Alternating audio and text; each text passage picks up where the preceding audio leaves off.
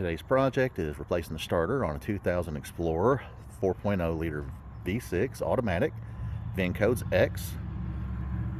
Seems there's a difference between the automatic and the manual on the starter, so make sure you know what you got before you get going.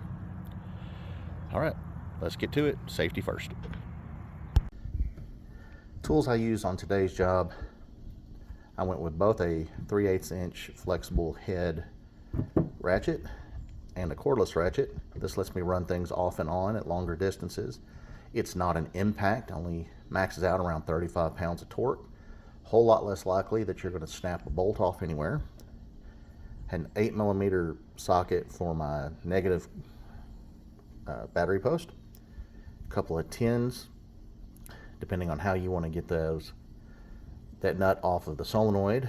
And a 13 for the deep well, because it uses 13s on the bolts mounting it to the bell housing, and because the one for the power cable. Then I would have preferred using a longer one, but I like the bobble head because it gives you some angle to get it done. If you don't have it, you don't have to have it. It was just really helpful. Anytime you're going to be underneath a vehicle, even if it's up on wheel ramps, I'm going to recommend chalking your tires. And if you have to use your jack, make sure you put the jack and the stand someplace firm. Here I use the frame. Okay, anytime you're going to do work on anything electrical, make sure you disconnect your battery. All you gotta do is take off the neutral. No juice, so that way when you do what I usually do, which is put metal across the two posts on the solenoid, it won't try to start with you under it. It'd be best if you could get this up on a lift. If not, then up on ramps, because that'll help lift that front end up further.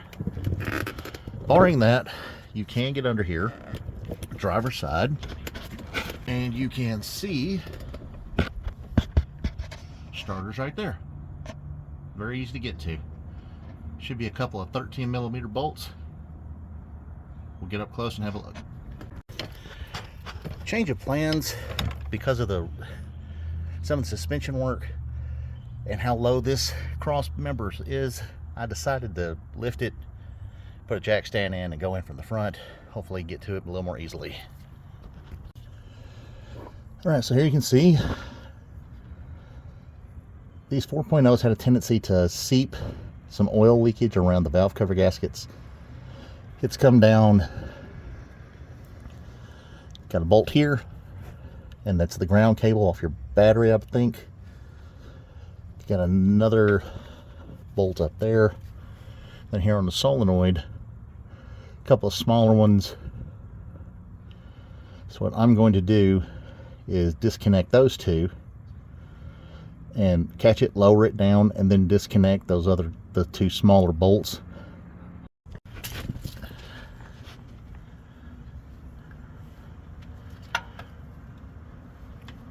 Ow!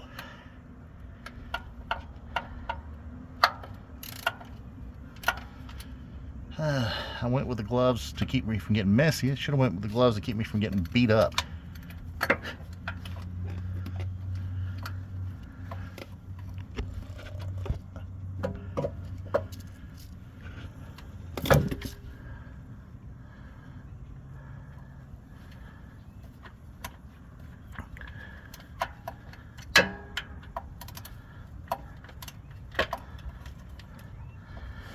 This top one up here,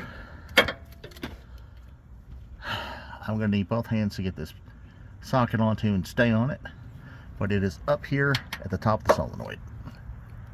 We got a lot of this oil seepage has come over here on this. I'm going to get up in here and sort of wipe it up a little bit, hit it with a little purple power, clean it up, so if I've got more of this issue down the road, I can see it clearly. So now for the side-by-side comparison, make sure I've got the right part. Bolt holes do line up the same, solenoid in the same spot, the gears all set to go. Solenoid has the same layout. All right, we're ready to go. Sorry I can't show y'all me putting this in, but I need both hands and I don't have a stand that'll keep this thing in one place. Okay, we're going to show you this now that this is clean. You got a 13mm nut here holding this wire that goes up to your battery. I think it's your ground. Take that off, pull that out. You got another 13mm nut on a bolt. That whole thing should come out. Up here is another 13mm bolt. Those are the two that hold it to the flywheel. And up there on the solenoid, there was a 10mm bolt, 10mm nut, and then a 13mm nut that held the hot lot wire off your battery.